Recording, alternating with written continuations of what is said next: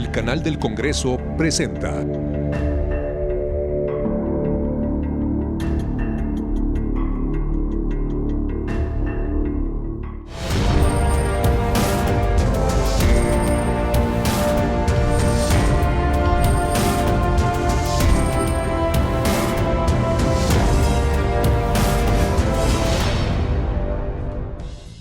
Soy Paulina Usigli y les doy la bienvenida a Cámara Alta. A pesar de que las personas jóvenes representan casi un tercio de la población total de nuestro país, las juventudes mexicanas no cuentan actualmente con una ley que garantice de forma específica sus derechos políticos, sociales, económicos, culturales y deportivos. Para corregir este pendiente, se presentó en la Cámara Alta una iniciativa que contiene 49 artículos y 5 títulos que dan cuerpo a la Ley General de las Juventudes. Los retos que enfrenta un joven en la montaña de Guerrero no son los mismos que una joven con acceso a todos los servicios en una urbe. Por eso, cuando en México usamos la palabra juventudes en plural, nos referimos a las distintas realidades que viven las y los jóvenes. Yo creo que dicen las juventudes para incluir a todas y a todos, a no dejar a nadie fuera. De acuerdo a la ONU, joven es de 18 a 29 años. Los jóvenes son vitales para el desarrollo del país y requieren políticas públicas que tomen en cuenta su perspectiva. Por eso este 2021 la senadora Lucía Mesa presentó ante la Cámara Alta una propuesta de iniciativa para crear la primera Ley General de las Juventudes. Hoy por fin presentamos esta Ley General de las Juventudes, que es la primera ley nacional que vamos a tener en ese orden. Hoy los jóvenes tendrán esta ley, sobre todo reconocerán sus derechos políticos, económicos, sociales, culturales y sobre todo deportivos. La iniciativa amplía el rango de edad, a diferencia de la definición de jóvenes propuesta por la ONU. De acuerdo a esta ley, están incluyendo también de jóvenes menores de edad, personas jóvenes menores de edad de 12 a 18 años. Entonces, de acuerdo a la ley, sería de 12 a 29 años. Como bien lo apunta ella en la presentación, han sido 14 intentos de sacar una ley, ¿no? Una ley general de juventudes que pues por una u otros, por diferentes motivos no ha prosperado. Y me parece adecuado los temas que aborda, creo que son importantes, ¿no? Que ella apunta como los retos de la juventud creo que son ciertos: pobreza, inclusión, embarazo adolescente, desigualdad, falta de empleo, falta de oportunidades educativas, violencia, que bueno, es donde más trabajamos nosotros. Estamos contentos de ver esta iniciativa. Sin embargo, también hay que entender por qué ha sido rebotada 14 veces, ¿no? Ha habido varios retos a la hora justamente ya de donde se llegan a encontrar y a veces llegan a oponerse involuntariamente, es con la Ley General de Niñas, Niños y Adolescentes, ¿no? Específicamente con estos jóvenes menores de edad que están entre los 12 y 18 años. Esta iniciativa igualmente separa y toma en consideración a estos jóvenes de 12 a 18 años, y creo que uno de los grandes retos que hay ahí es que justamente no choquen en la vía de los hechos. Entre los 49 artículos de la iniciativa se señalan los organismos que regularían y harían garante esta ley, como es el Instituto Mexicano de la Juventud. Creo que esta ley adolece de una visión de interinstitucionalidad, ¿no? Creo que pone al joven como un sujeto pasivo de derechos y no le da oportunidad de ser un sujeto activo, que participe en la transformación de una manera activa en el cambio en la transformación del país. Entonces yo sí velaría por darle un enfoque de estos jóvenes que pasen de ser esos sujetos pasivos a verlos ahora como un potencial y como potenciales agentes de cambio. La propuesta para crear la Ley General de las Juventudes fue turnada a comisiones.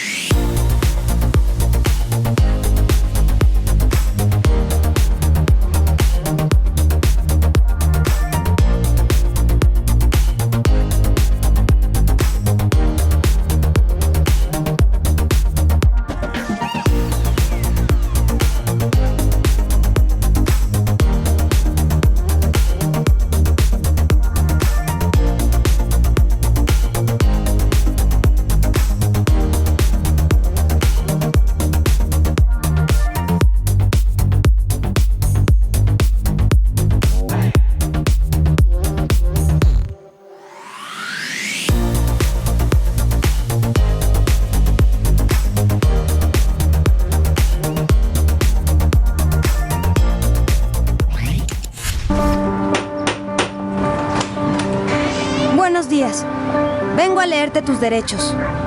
¿Mis qué? Todos hemos nacido libres e iguales. No discrimines. Tienes el derecho a la vida. En México existen asociaciones sin fines de lucro que promueven la enseñanza de los derechos humanos universales entre los jóvenes. Tú pregúntale a los jóvenes que nos ven, a las y los jóvenes que nos ven, ¿cuántos derechos humanos hay? ¿Quién sabe cuántos derechos humanos hay? ¿Cuáles son?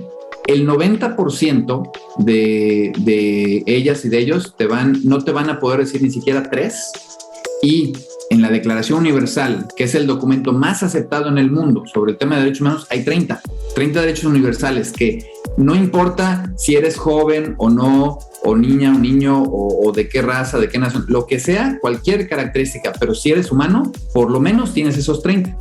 Dichas asociaciones ofrecen la posibilidad de aprender que los derechos humanos no dependen de dónde vives ni de quién eres y cómo puedes aplicarlos. Algo que también es bien importante, mucho del énfasis que hacemos nosotros como jóvenes por los derechos humanos es en el derecho humano número 29, que es el derecho a tomar responsabilidad, a saberte partícipe de la construcción de este país, a saber que sí son tus derechos, pero son también los derechos de toda la gente que te rodea. Nuestro país lo requiere. Requiere que tú conozcas cuáles son tus derechos humanos, que tú respetes los derechos humanos de los demás y que nos ayudes en esta gran tarea de educar y dar a conocer cuáles son los 30 derechos humanos universales. Tienes el derecho a jugar. Tienes derecho a la democracia. Tienes derecho al asilo. Tienes el derecho de tomar responsabilidad. Conocer los derechos humanos es defenderlos. Creo que iniciativas como lo que se está viendo ahora en el Senado y otras tantas iniciativas que ha habido, creo que dan esa esperanza de poder decir, sí me interesa tu voz, joven, y me interesa lo que haces, me interesa lo que puedes hacer y qué necesitas para hacerlo. Y nadie puede quitarte estos derechos y libertades. ¿Por qué haces esto? Tienes derecho a saber.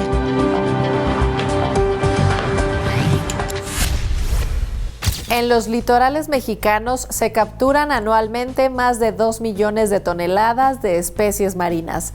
Entre ellas destaca la sardina, el camarón, la mojarra y el atún. Estas son las más conocidas y también las que más se consumen. Sin embargo, el potencial de los mares mexicanos debería ser mayor en proporción a la dimensión de sus litorales. De ahí la iniciativa propuesta en la Cámara Alta a fin de fomentar el consumo interno y la producción local de las especies marinas que se pescan en aguas nacionales.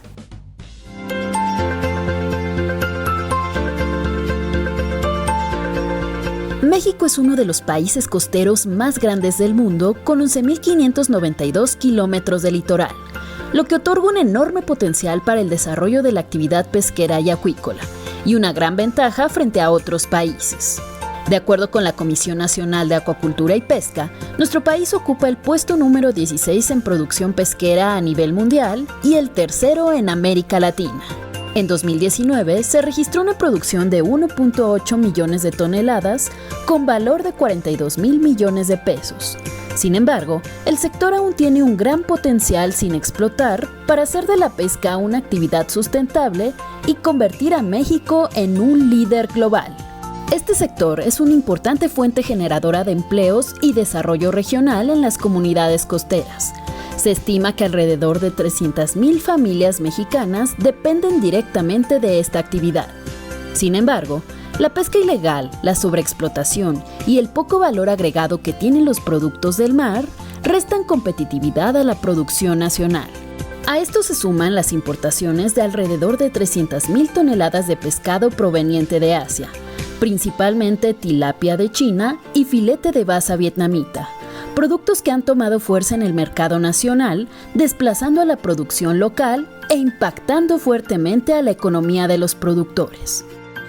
Se eliminaron programas relevantes como la posibilidad de apoyar la transformación de las artes de pesca, de modernizarlas.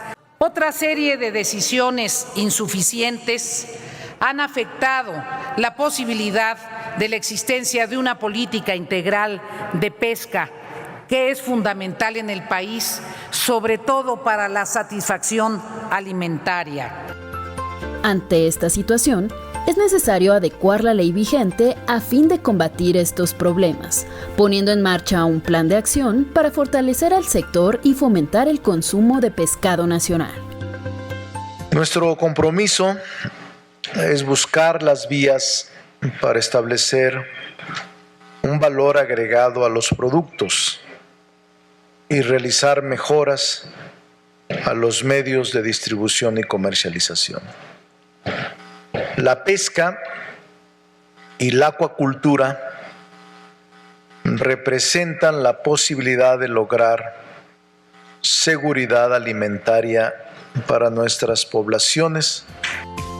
Por ello, la Cámara Alta presentó una iniciativa para incluir dentro del Plan Nacional de Pesca y Acuacultura Sustentables el que se privilegie el mercado nacional acuícola y pesquero sobre el mercado internacional, para fortalecer la economía interna y mejorar el bienestar de las y los pescadores nacionales.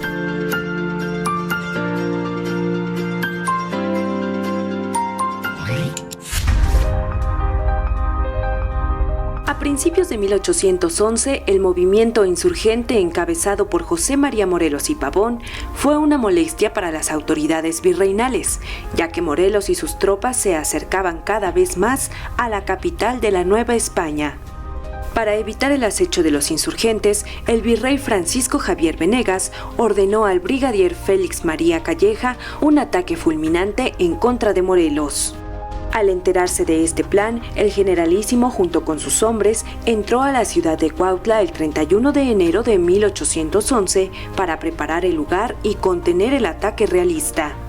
El 19 de febrero de 1811 comenzó el ataque, pero gracias al trabajo que los insurgentes habían realizado en el terreno, se evitó la toma inmediata de este lugar. En respuesta, el brigadier Calleja decidió sitiar Cuautla. Los ataques de Calleja fueron constantes y nutridos por la cantidad de refuerzos que arribaban listos para atacar. Sin embargo, la defensa de Cuautla se mantuvo en pie durante 72 días, aunque cada día era más difícil conseguir insumos y alimentos para los insurgentes y los propios habitantes del pueblo. Ante esta situación, Morelos decidió romper el sitio, y fue así como el 2 de mayo de 1812 logró salir con gran parte de sus soldados. Por valentía, fortaleza y tenacidad de quienes resistieron el sitio, este logro ha sido considerado como una gran victoria para el ejército insurgente, y por ello el 6 de febrero de 1963 se autorizó por decreto inscribir con letras de oro en el muro de honor del Congreso de la Unión la leyenda "A los heroicos defensores de Cuautla 1812".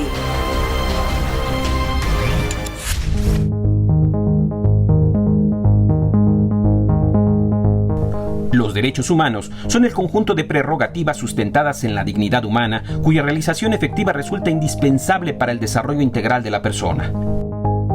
El derecho de acceso a la justicia es la facultad que toda persona tiene de acudir ante los tribunales para que se le administre justicia de manera pronta, completa, imparcial y gratuita. El Estado procurará que este derecho se realice en condiciones de igualdad y de no discriminación, garantizando en todo momento las formalidades esenciales del procedimiento.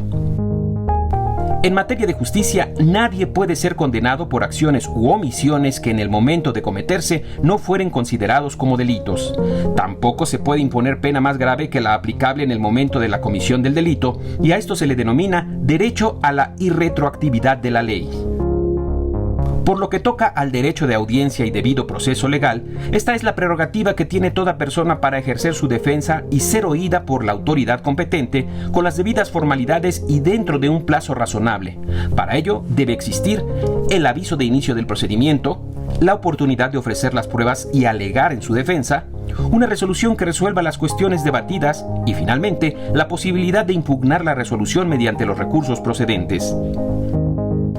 La Comisión de Derechos Humanos del Senado de la República cumple con una de las más altas encomiendas al proteger y promover los derechos humanos y libertades fundamentales en México.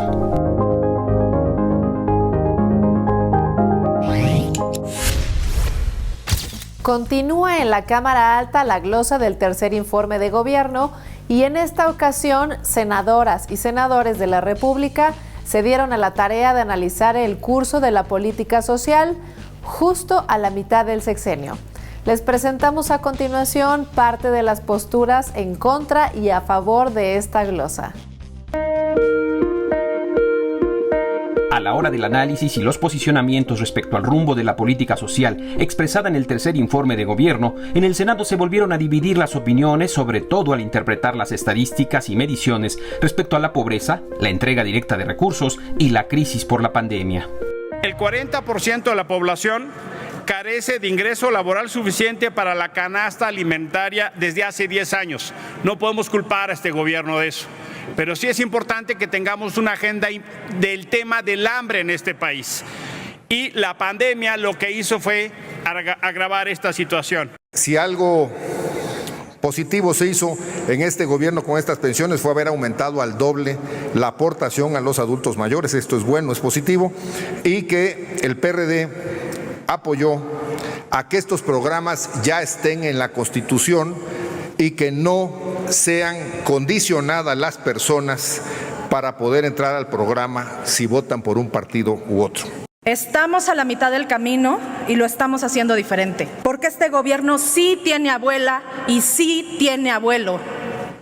Se trata de dotar a las personas en su adultez plena de la posibilidad de contar con medios que les permitan ser autónomos, porque no hay peor dependencia que la que padece quien no puede siquiera procurarse el alimento. La pandemia nos ha demostrado que una política social adecuada es necesaria para fortalecer al país y prepararnos para enfrentar las adversidades y retos, tanto presentes como futuros. La reproducción de la pobreza está en la falta de trabajo digno, pues la política social no puede suplantar a la política económica, mucho menos durante una crisis como esta.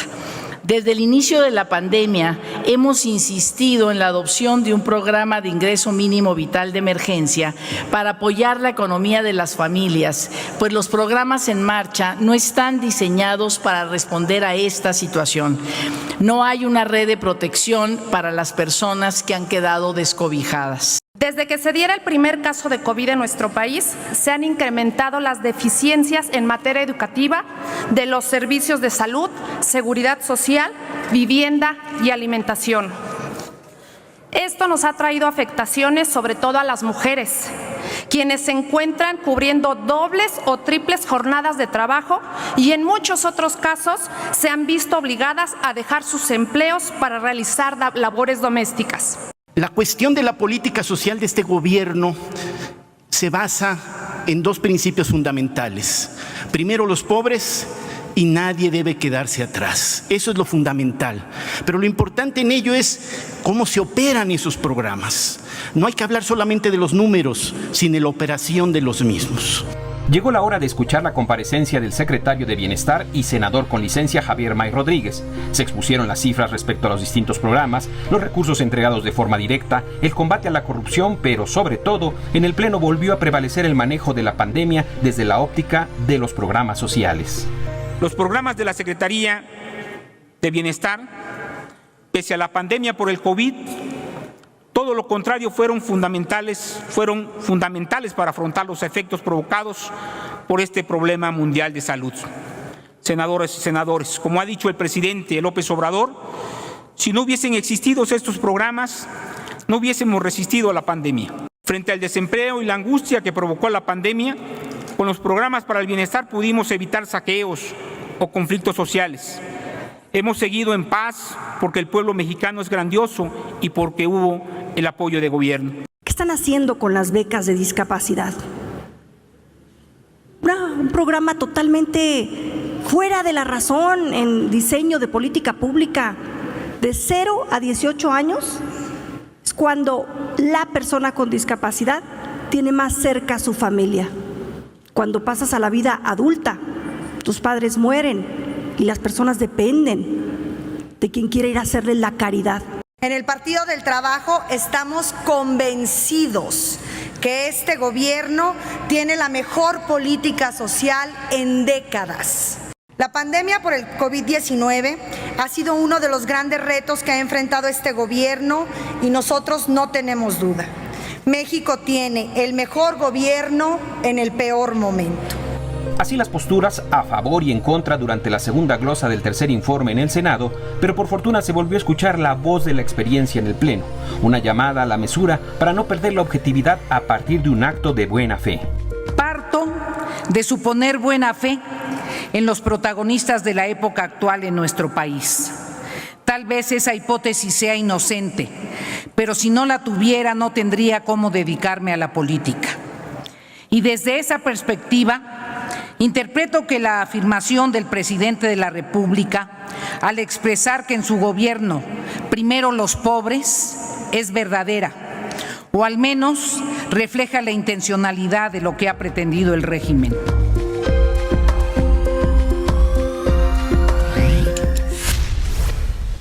Reivindicar el trabajo de los compositores como una profesión digna y honesta que pueda ser ejercida por cualquier mexicano con la justa retribución que le permita vivir decorosamente del fruto de su inspiración, es el principio que rige los derechos de autor. Este fue uno de los motivos para que el Senado se vistiera de gala y abriera sus puertas a artistas, autores y compositores para entregarles un justo reconocimiento por todas las alegrías y el prestigio mundial que a través de sus obras han brindado a nuestro país.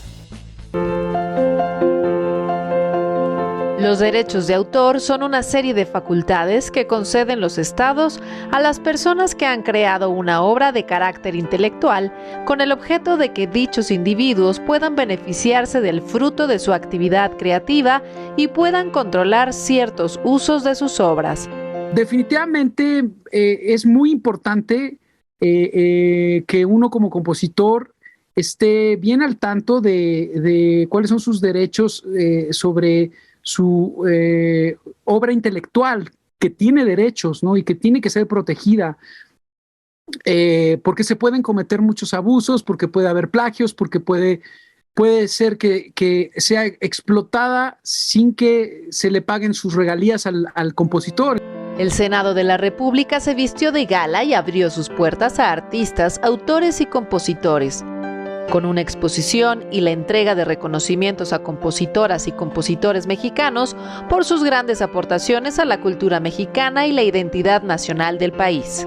En efecto, la vida sin música sería un error. Todos necesitamos la música. Y hoy el Senado se viste de gala. No es usual, señores compositores, autores, artistas, no es usual que el Senado abra sus puertas y que haga un justo reconocimiento que en el pasado no se había hecho. Es más, me parece hasta tardío, porque ustedes han dado al mundo prestigio, han dado al mundo talento, han dado al mundo y a nuestro país alegría. En la actualidad, las oportunidades que ofrece la era digital y la difusión de la música mexicana a través de nuevas plataformas requiere de un sólido respaldo por parte de las instituciones para hacer de los derechos de autor una muralla en el fortalecimiento de las industrias culturales, ya que las canciones de nuestras y nuestros compositores han ayudado a moldear la cultura y han definido nuestra identidad.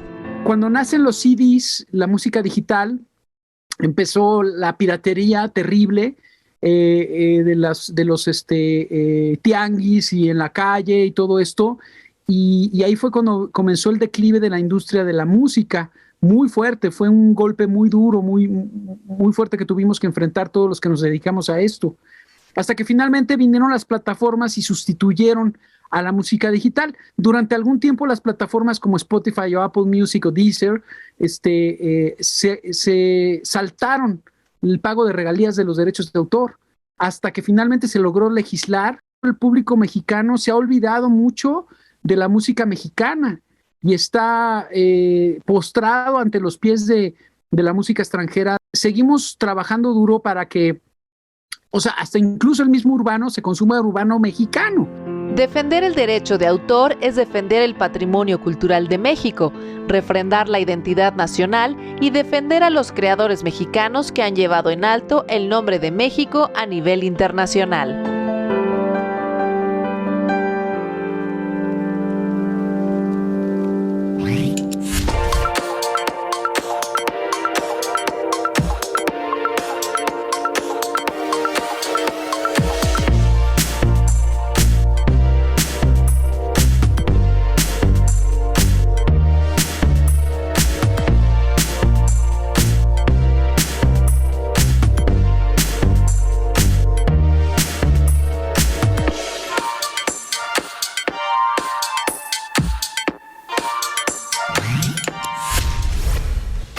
Llegamos de esta manera al final de nuestro programa, esperando sinceramente que la información que les hemos presentado haya sido de su interés.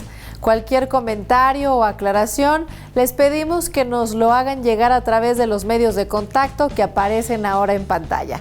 Ante el COVID, por favor, síganse cuidando y pásenla muy bien. Hasta la próxima.